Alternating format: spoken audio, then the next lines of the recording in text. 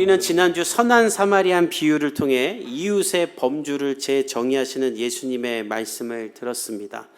예수님이 우리에게 말씀하시는 거예요. 너희 이웃이 어디까지냐? 그러니까 우리가 이웃을 사랑해야 되는 건 다 알죠. 이거는 예수 안 믿는 사람도 아는 거죠. 이웃을 사랑해라. 근데 중요한 것은 어디까지가 너의 이웃이냐?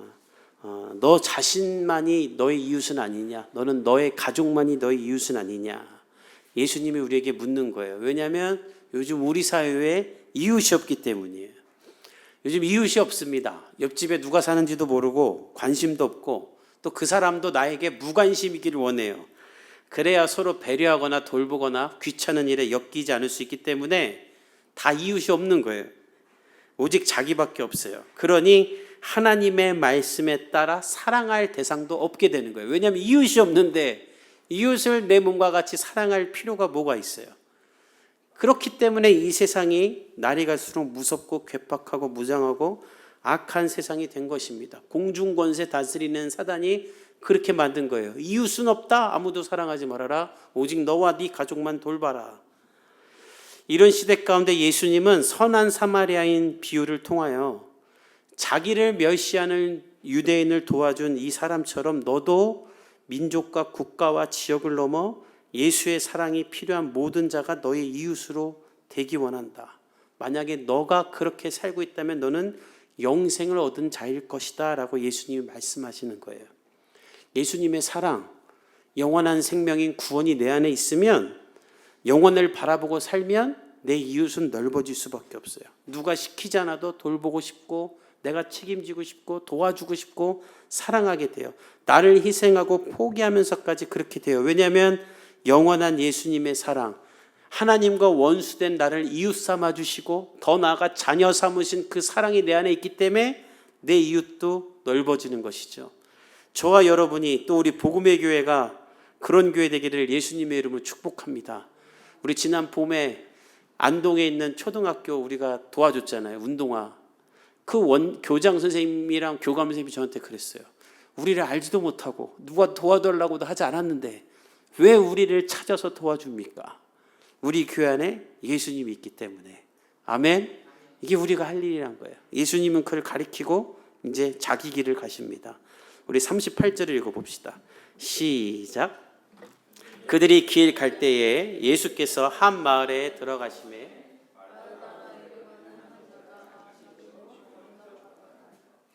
예수님은 율법 교사와의 대화를 마치고 자기 길을 가십니다. 오늘 38절에 그들이 길 갈 때, 길 갈 때. 오늘 이 길 갈 때라는 단어가 아주 깊은 의미가 있어요. 그냥 지리적으로는 예루살렘으로 갈 때라는 뜻이에요. 그러나 예수님이 예루살렘으로 지금 왜 갑니까? 우리를 구원하기 위해 십자가에 달리 죽기 위해서 가는 거예요. 그러니까 이 본문의 길 갈 때에는 그냥 예루살렘으로 갈 때가 아니라 우리를 위해 십자가에 달려 죽기 위한 십자가로 갈 때에라는 뜻이에요. 정리하면 예수님은 한 번도 이 길에서 벗어난 적이 없었다는 걸 우리에게 말해주고 싶은 거예요. 예수님의 일평생은 단 한 번도 우리를 위해 버림받고 찢겨야 하고 죽어야 하는 이 십자가에서 벗어난 적이 없었다. 오늘도 그 선상에 있었다. 그 선상에서 일어난 일이다라는 말이에요. 그리고 우리에게 가르치시는 거예요. 너희도 나를 따라 너희의 삶의 일평생이 너희를 창조하시고 만드신 하나님의 목적에서 벗어나지 않기를 원한다. 너의 하루하루가 일생이 너를 창조하신 하나님의 계획 안에 있길 원한다. 그리고 오늘 우리에게 삶으로 말씀하시는 거예요. 우리가 주일에 이걸 돌아봐야 됩니다. 예배는 그래서 드리는 거예요. 나는 나를 창조하시고 나를 향한 계획을 갖고 계신 하나님의 뜻에 따라 살고 있는가? 나를 구원하기 위해 십자가에 달려 죽기까지 하신 예수 그리스도의 바람대로 나는 살고 있는가? 나는 이것을 위해 기도하고 있고 지난 한 주간 이것을 놓고 하나님 앞에 엎드린 적이 있는가? 그냥 기도만 형식적으로 입에 밴 대로 하나님 뜻대로 살겠습니다라고 말만 하고 실상 나의 삶은 하나님과 아무 상관은 없지 않은가? 사랑하는 성도 여러분, 우리가 오늘 이걸 점검하기 원합니다. 예수님은 단 한 번도 여기서 벗어난 적이 없어요. 이게 왜 중요하냐면 우리가 이것에 따르지 않으면 내 삶을 향한 하나님의 뜻이 이루어질 수 없기 때문이에요. 지난주 한 목사님의 설교를 들었는데 그분이 이렇게 말했어요. 모든 사람은 하나님이 쓰시는 드라마의 주인공이다. 하나님이 우리 인생의 작가시며 우리를 위한 계획과 목적을 이미 기록해 놓으셨다는 거예요. 우리 인생의 때때로 어려움과 고난이 찾아오는 것도 그 하나님이 쓰신 어떤 목적을 이루기 위한 과정일 뿐이지, 하나님은 우리를 통해 영광을 받고 우리를 통해 높임받기 원하세요. 그런 대본을 하나님이 쓰셨어요. 그런데 중요한 건 무엇이냐면 그 대본을 완성하기 위해선 우리가 순종해야만 한다는 거예요. 하나님이 우리를 로봇처럼 만들어서 야, 내가 너 이렇게 만들었고 너 이렇게 할 거야. 그건 넌 이대로만 살아. 이렇게 말씀하시는 것이 아니라 하나님의 뜻대로 내가 기꺼이 살지 않으면 하나님도 그것을 강요하지 않으세요. 하나님은 하나님의 뜻대로 드라마가 완성되도록 우리가 순종할 때에만 그것을 완성하시는 거예요. 실패한 사람이 누구예요? 사울, 삼손, 가룟 유다 같은 사람들. 그들은 하나님의 계획 가운데 들어갔으나 하나님을 따르는 것을 기꺼이 하지 않으므로 그 드라마가 다 실패한 드라마가 됩니다. 왜냐하면 하나님은 우리에게 자유와 의지를 주시며 우리가 기꺼이 하나님을 따르기 원하시기 때문에. 강제 결혼하는 게 아니에요. 정략 결혼하는 게 아니에요. 나는 너에게 자유와 의지를 준다. 그것을 가지고 너가 기꺼이 이 세상의 돈과 물질과 이 세상이 말하는 쾌락을 버리고 나를 따르기 원하느냐? 내가 너를 사랑했듯이 너도 그렇게 나만 선택하며 나를 따르기를 원한다. 예수님도 그것을 자기 입으로 고백할 때 십자가에 달려 죽게 됩니다. 여러분, 예수님이 언제 십자가에 달려 죽는지 아세요? 그 전날 밤 땀이 핏방울이 되도록 기도하면서 내 뜻 말고 하나님 뜻대로 되게 해주십시오라는 자신을 드리는, 기꺼이 드리는 순종을 할 때 예수님이 잡히고 십자가에 달려요. 그러니까 예수님이 그 기도를 하지 않았으면 하나님도 그날 예수님 잡히게 하지 않았을 거예요. 이걸 우리에게 적용하면 어떻게 되는가? 우리가 우리의 자유와 의지로 하나님의 뜻에 순종할 때에만이 우리의 삶을 향한 하나님의 드라마가 펼쳐진다는 거예요. 이 순종이 이루어질 때 내 삶을 하나님의 영광을 위해 드립니다라는 기도가 실현되는 거예요. 사랑하는 성도 여러분, 여러분의 삶에 이 순종이 시작되기를 간절히 축복합니다. 모든 결정을 하나님께 맡기며 따라가는 거예요. 그분의 길로 가는 거예요. 그렇지 않으면 도둑이 다 뺏어가는 거예요. 하나님 보고 나를 따라오라고 하지 말고 왜 내 삶에는 하나님의 역사가 일어나지 않습니까? 라고 묻지 마세요. 내가 하나님의 뜻을 묻지 않고 순종하지 않기 때문에 아무 일도 일어나지 않는 거예요. 예수님은 철저히 그 길로만 걸어가는 거예요.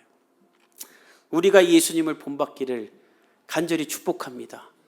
병들고 다치고 아프고 무슨 일이 생겨도 예수님만 바라보고 그 길 가는 거예요.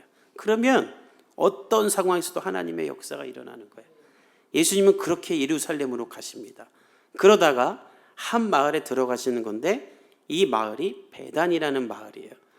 예루살렘 동쪽 3km 지점에 산기슭에 있는 마을인데 오늘 중요한 건 그 마을로 왜 가셨는가?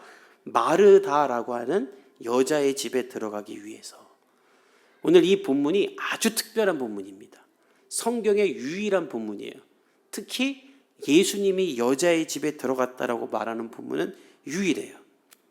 예수님이 여자를 만나서 병을 고쳐주고 구원해준 사건은 여러 있었지만 여자의 집에 들어갔다는 표현은 여기가 유일해요. 그리고 당시 시대에서도 이건 받아들일 수 없는 일이에요. 왜냐하면 고대 랍비들은 여자를 탐욕스럽고 호기심 많고 허영심이 강하며 수다스러운 존재로 묘사했다고 합니다. 그러니까 여자 그 자체가 부정스러운 존재예요. 그래서 오죽하면 기도할 때 불신자나 야만인이나 노예나 여자로 태어나지 않은 것을 감사합니다라고 기도했대요. 지금 시대에 태어났으면 정말 귀싸대기를 맞았을 거예요.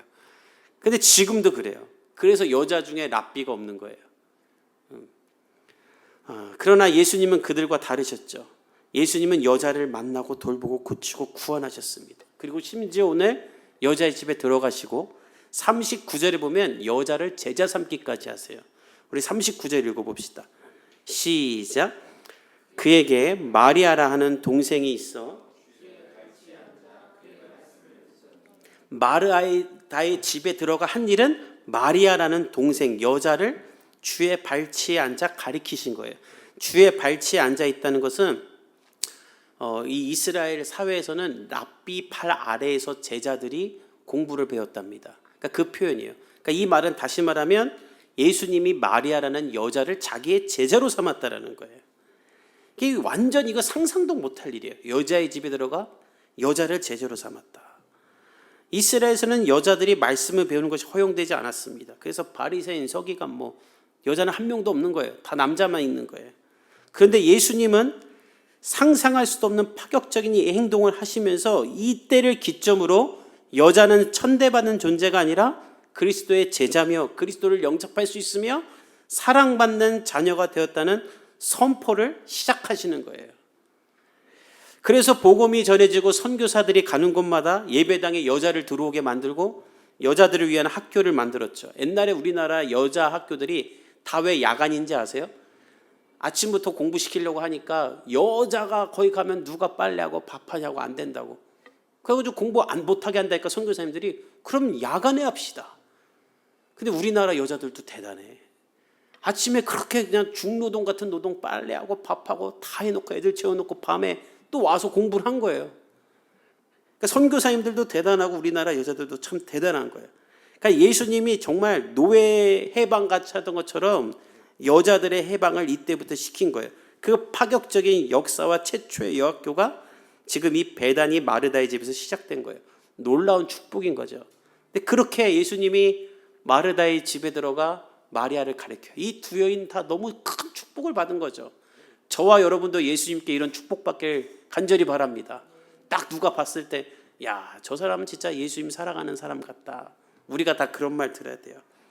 그렇게 자유와 은혜가 흘러가는데 마리아가 마음이 불편해져요. 마르다가. 우리 40절 읽어봅시다. 시작.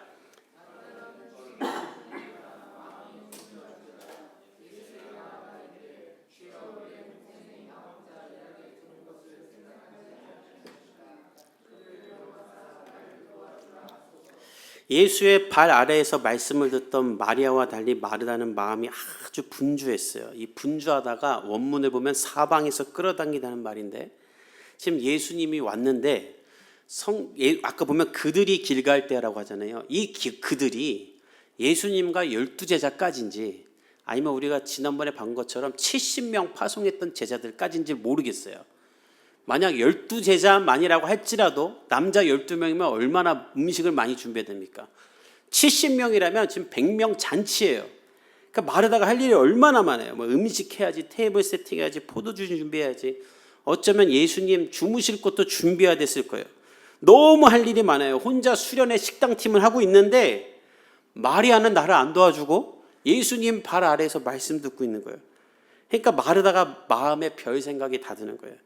지금 저기 있을 땐가라는 생각이 들기도 하고 나도 이거 하기 싫은데 나도 마리아처럼 예수님 옆에 앉아서 말씀 듣고 싶은데 이거 내가 또 안 하면 누가 하나. 별 생각 번민하다가 예수님에게서 말하는 거예요. 예수님 왜 내 동생이 나 혼자 일하게 그냥 이렇게 두세요. 저 혼자 일하는 거 안 보이세요?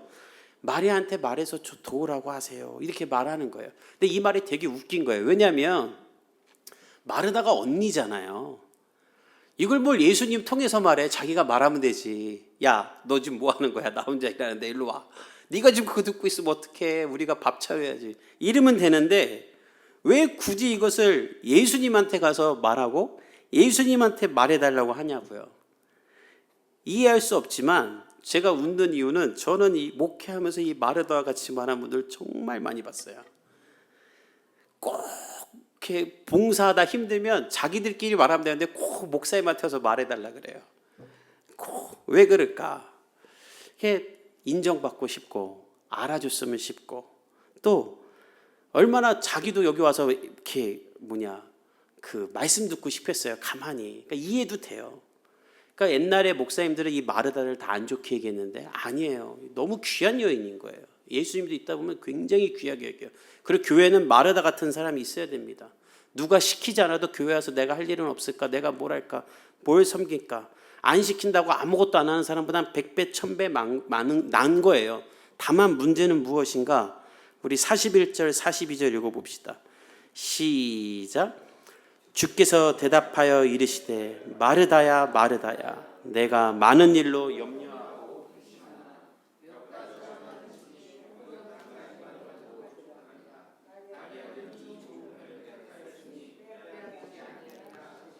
예수님이 마르다를 2번 부르죠. 마르다야 마르다야. 이거는 아주 예정 어리게 아주 사랑스럽게 말하는 거예요.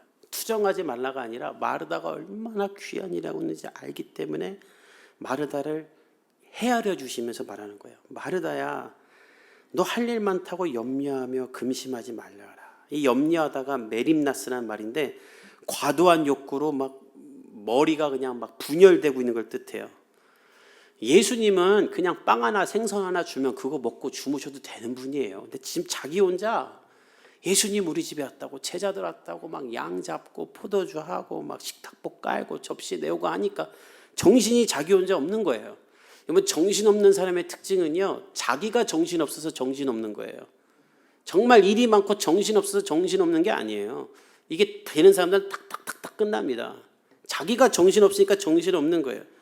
그러니까 예수님도 지금 너가 정신없어서 정신없는 거다 이 얘기하는 거예요. 한국교회 식당에서 매주 일어나는 일, 밥 먹는 것 때문에 교회가 맨날 싸우고 정신이 없어. 예배 중에 불안은 없어요. 교회가 밥 먹다가 일어나요 다. 제가 있던 교회는 밥 먹는 걸로 하도 싸우니까 담임 목사님이 1년 내내 콩나물국밥만 하라 그래가지고 정말 밥이 1년 내내 콩나물국밥에 김치만 나왔어요. 자매들이 다 이뻐져. 안 먹어가지고 맛없다고 다 살 빠지고. 정말 그런 교회도 있었어요. 이 성경이 정말 대단한 거야. 2000년 전에 일어날 일을 지금 다 지금 예언하는 거예요. 그러니까 교회들마다 예배 때문에 싸우는 건 하나도 없고 다 밥 먹는 것 때문에 싸우고, 식당뿐만 아니라 신방도 그래요. 한국교회 부목사들 대상으로 설문조사했는데 교회에서 가장 힘든 일이 무엇이냐 했더니 원래 1등이 새벽 예배였는데 신방이 앞질렀어요. 신방이 제일 힘들다. 새벽 예배 진짜 힘들거든요. 주일 다 보냈는데 월요일 새벽 나와야지. 수요 예배 끝나고 집에 가면 11시인데 또 4시에 일어나서 목요일 새벽 예배 나와야지. 이게 뭐 매일 그러니까. 쉬는 날이 없으니까 새벽 예배 정말 힘든데 최근에 신방이 더 힘들다는 조사가 나왔어요. 왜냐하면 신방 가면 권사님들이 주차장에서부터 냄새가 진동을 해. 밥상을 이렇게 차려놓고 갔다 온 사람들이 오병이어 기적을 경험했대. 먹어도 음식 계속 나와. 2공기 먹으면 권사님들이 시험 들어. 우리 집 와서 3공기 안 먹은 사람이 없대. 그럼 먹고 있으면 옆에서 담임 목사님이 미안하다 네가 먹어라 하고 먹고 퇴근해라 이 정도야. 오면은 배가 불러서 앉아있지 못하고 누워요. 그냥 뭐 아무것도 안 보여. 최악은 그런데 신방이 하나 또 남은 거야. 그러면 목사가 그래요. 목사님 제가 그 밥상이 제사상으로 보였습니다. 이 정도예요. 그래서 그 1위 했어요. 신방이 제일 힘들다고. 그리고 그것 때문에 예배는 대충 드려요. 예배 빨리 드리래. 밥 식는데. 지금 뭐가 된지 모르는 거예요. 마르다가 그런 거예요. 여러분 제가 신방 갈 때 여러분들은 절대 식사를 차리지 않기를 예수님의 이름으로 축복합니다. 제 밥은 제 아내가 잘 차리고 있으니까 라면 끓여. 제가 가면 제가 라면 좋아하는데 개척하고 하도 먹어갖고 요즘 안 먹은 지 꽤 됐거든요. 그러니까 여러분들이 라면 끓여주면 제일 행복한 거야. 그래도 어떻게 목사님한테 라면 끓이냐 그러면 토핑을 넣어. 뭐 바지락을 넣든지 새우를 넣든지 5분 만에 먹고 10분 만에 치우고 같이 커피 먹으면서 얘기하면 얼마나 좋아. 근데 막 갈비하고 잡채하고 그리고 교회 가갖고는 목사님이 우리 집 밥 맛있게 먹었다 이 말하고 싶은 거야. 자기 집 와서 무슨 기도했는지는 하나도 기억이 안 나는 거예요. 지금 마르다가 그 상황인 거예요. 그래서 예수님 말하는 거예요. 몇 가지만 하든지 혹은 한 가지만이라도 족하니라. 이것저것 하느라 교회 와서 봉사하느라 예배는 못 드리고 가만히 있지 못하고 돌아다니고 유난 떨지 말고 예배를 드려라. 너가 얼마나 귀한지 내가 안다. 너 같은 사람은 있어야 된다. 그러나 예배에도 집중해라. 말씀 앞에 엎드려라. 다시 말하지만 마리아는 너무나 중요한 사람이에요. 교회에서 막 떠들 때는 실컷 떠들다가 힘든 일 할 때는 얌체같이 도망간 사람 얼마나 많아요. 우리 교회는 그런 사람이 한 명도 없어. 진짜 너무 감사해. 다 막 주방 가서 권사님 도와주려고 그러고 또 이사 간다니까 다 시간 빼고 막 자기 뭐 물건 잘 갖다 놓겠다고 하고. 그러나 더 좋은 것은 무엇인가?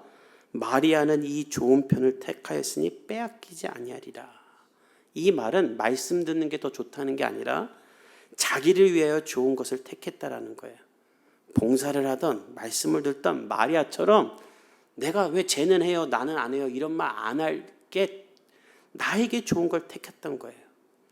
예수님이 왔는데 내가 안 하면 누가 하지? 이러면서 억지로 안 해도 되는 거예요. 우리 예주 반주하다 힘들면 그냥 안 하면 된다. 목사님 혼자 기타 치면 돼. 교회를 끊어. 봉사하다 힘들다고. 힘들다고 안 하면 되지. 그렇지 않아요? 목사님한테 말하고. 왜 목사님들도 안식년이나 안식월을 갖겠어요? 사람은 다 지치기 때문에 좀 쉬어야 되는 거예요. 예수님은 자기 영적 유익을 위해 스스로 좋은 편을 택하고 집중하고 남은 지적하지 말라. 그리고 자유하라는 거예요. 아멘?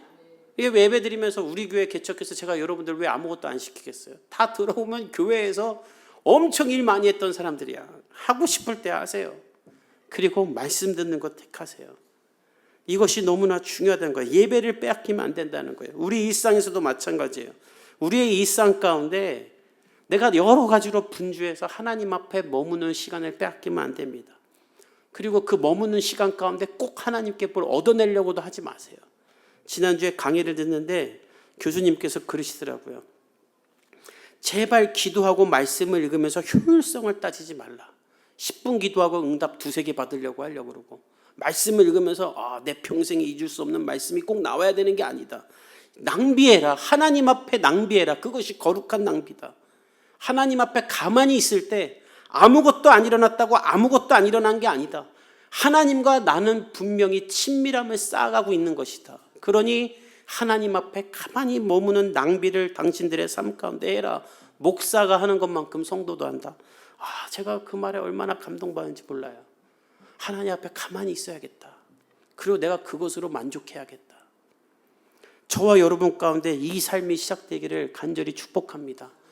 아무것도 안 하면 불안한 사람 되지 말고 아무것도 안 하고 하나님과 걷는 것 그 자체가 기뻐야 되는 거예요. 지난주에 우리 소영자매랑 신방했는데 그 말을 하는 거예요. 애들 셋이 있잖아요. 저녁 먹고 우리 민석 형제가 돌아가면서 한 명만 데리고 나가서 산책을 하기로 했대요. 순번을 정해서. 애들이 그 시간만 기다린대요. 오늘은 나야 그런대요. 그러면 순번대로 간대요. 갔다 와서 물어보면 아무것도 안 했대. 그냥 손잡고 걷기만 하고 아이스크림 하나 사 먹었대. 근데 애들이 그걸 그렇게 좋아한대요. 왜 좋아할까요? 아빠랑 갔으니까. 우리 하나님 아빠랑 가만히 있는 시간을 여러분 기뻐하고 즐거워하고 감사할 줄 아는 사람 되기를 간절히 바랍니다. 이걸 내가 안 하고 있다, 못 하고 있다. 그럼 내 영성이 무너진 거예요. 내가 이미 다른 것들로 분주한 거예요. 내 시야가 딴 것에 다 뺏기고 그렇게 적응된 거예요. 저와 여러분이 마리아처럼 하나님 아래 가만히 있는 시간이 가장 좋은 시간 되기를 예수님의 이름으로 축복합니다. 오늘부터 성경을 한 구절이라도 읽고 산책해 보세요. 걸으면서 찬송 한 구절이라도 불러보세요. 하나님의 임재가 여러분을 덮이고 여러분의 삶의 모든 분주한 생각과 정신없게 하는 것들이 하나하나 하나님 안에서 가지치며 여러분이 하나님의 뜻대로 살아갈 수 있는 한 길을 걸어갈 수 있는 그 비전을 볼 수 있는 그 정리가 시작될 줄 믿습니다. 돌아오는 여러분의 삶이 그렇게 되기를 간절히 축복합니다. 우리 함께 기도하겠습니다.